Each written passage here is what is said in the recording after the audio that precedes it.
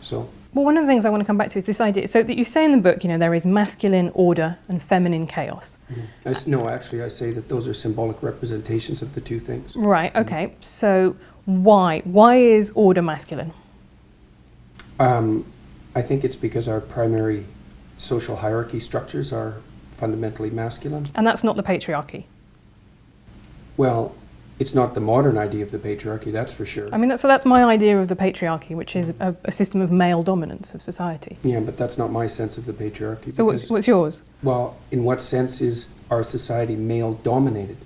The fact that the vast majority of wealth is owned by men, the vast majority of capital is owned by men. Women do more unpaid labour. Very tiny proportion of men, and a huge proportion of people who are seriously disaffected are men.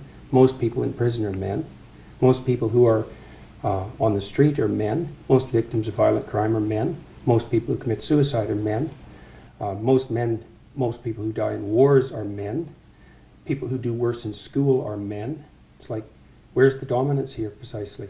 What you're doing is you're taking a tiny substrata of hyper-successful men and using that to represent the entire structure of Western society. There's nothing about that that's vaguely appropriate. But I could say equally well that most rape victims are women. Terrible things happen to people of both sexes. And you could say that with perfect utility, but that doesn't provide any evidence for the existence of a male-dominated patriarchy. Well, it just means that terrible things happen to both genders, which they certainly do. But there are almost no women who rape men, for example. So that is an asymmetry there in sexual violence.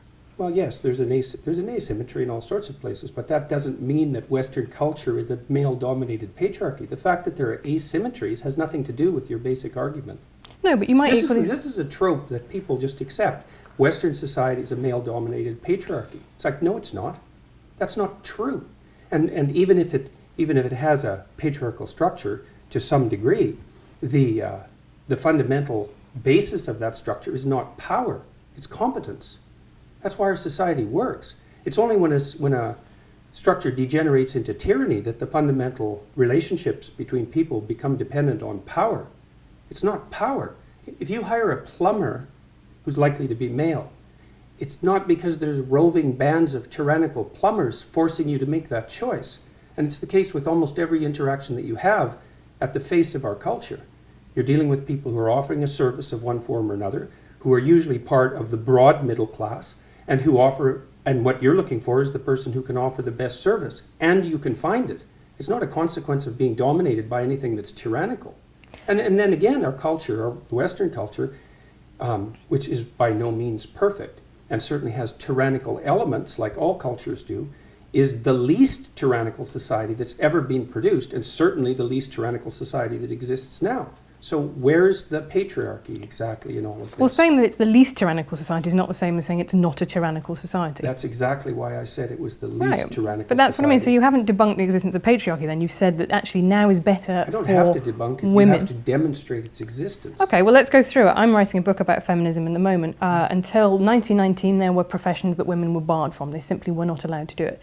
Until 1880s... Why would you blame men for that? Because who was in those professions, who was guarding entry to those professions, who was worried about losing their status if women became doctors? What do you think it was that emancipated women in the 20th century, just out of curiosity? Well, a couple of different things. I think it was technology. I think it was the pill helped enormously because it gave when was that developed? Well, in the 60s. Right, so that wasn't 1919. No, but I also think it was a series of legal changes that started in Britain with the Married Women's Property Act, which said for the first time women are full legal beings under the law. They can own property.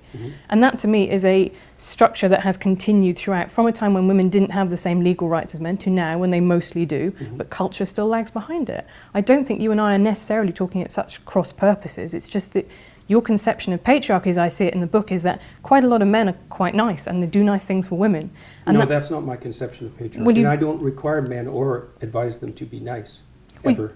Well, you do talk about the guy who's the tampon king, the sanitary towel king of India, right? I wouldn't call that nice. Okay, I would call that brave. Okay. Did you read about his life when he was trying to develop that? Yeah. God, it was absolutely miserable, and he did it anyways. And he freed all sorts of women as a consequence. And I think that was nice. That's courageous. That's noble. That's visionary. It's not nice.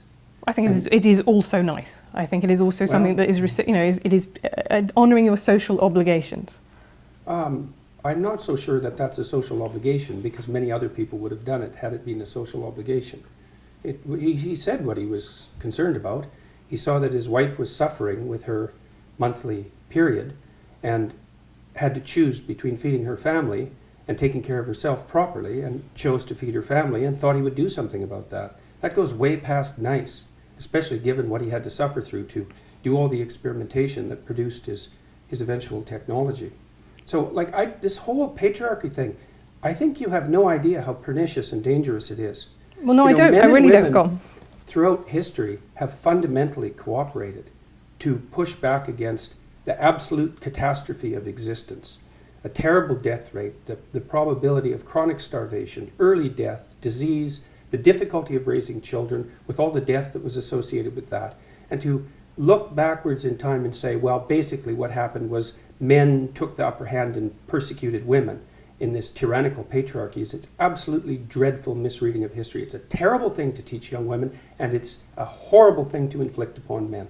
I mean, I absolutely disagree with you. I think that's like saying slavery in the US was actually, most people cooperated. Well, no, you didn't. You had a system where one set of people owned another set of people. And until women got full legal rights, they could own property for themselves, they could work. Essentially, they were owned. They were first owned by their fathers and then by their husbands. Status to the domination by men. Yeah. You already said that you thought that what emancipated women primarily in the 20th century was technological revolution. No, not primarily, but that's one of two. I think that's two things. Not primarily, eh? No, you don't think the pill was a primary force in the emancipation of women? I think or the invention of tampons, let's say, or the provision of proper sanitary facilities, toilets, and that sort of thing.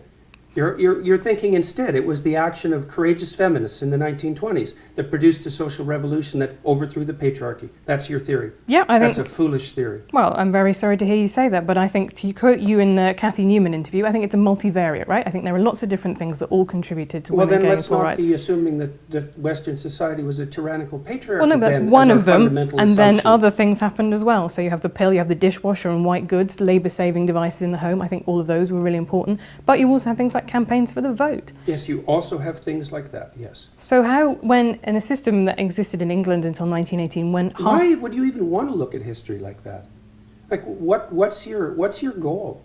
Because exactly. I think the people who don't look at history are condemned to repeat it, and I think that what are we going to do? Repeat the persecution of women? Do you think that's a realistic possibility? Yeah, we're sitting here. How do you see that? We're sitting here in America, right, where we've just had a 5th judge appointed to the Supreme Court who is now anti-abortion, he's now conservative. I think that abortion rights are absolutely fundamental to women being able to function as full humans in society, and I think that is now under threat in America. I think it is extremely smug and complacent to think civilization has peaked, it's all upwards from here. Yeah, well, good luck with that, I suppose.